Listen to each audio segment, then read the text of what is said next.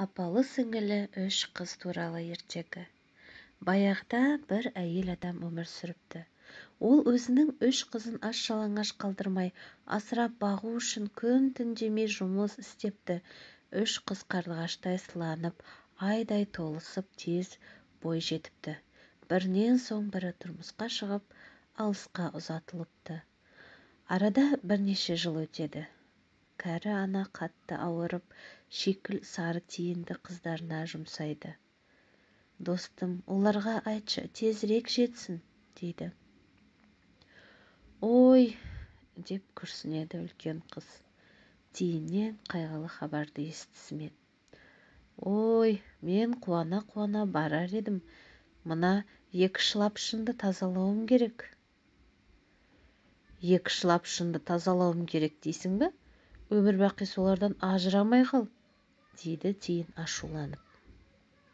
Шылапшындар кенеттен үстелдің үстінен атып тұрып, үлкен қызды асты үстінен түгел қоршап алады. Ол еденге құлап түседі де, үйден үлкен тасбақа болып жылжып шыға береді. Тиын 2 қыздың есігін қағады. Ой, мен қазір-ақ шешеме жетіп барар едім, қолым тимей жатқанын қарашы. Жәрмеңкеге апаратын кенепті тоқуым керек, деп жауап береді ол. Онда еш тыным алмастан өмір бақи тоқи бер, дейді тиын. Сөйтіп 2 қыз өрмекшіге айналып кетеді.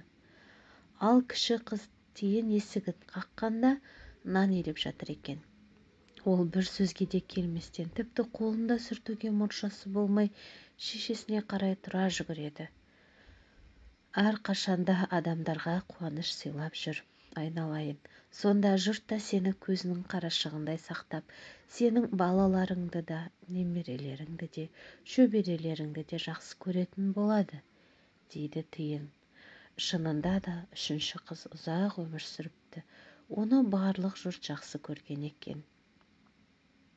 Ал ол ажал мәуіті жақындаған кезде алтын араға айналыпты. Жаз бойы ара дамыл таппай адамдарға бал жинайды. Ал қыста айналасындағылардың бәрі аязға ұрынып, суықтан қырылып жатқанда ара өзінің жып-жылы омартасында ұйықтайды. Ал оянған кезде тек қана бал мен қант жейді екен.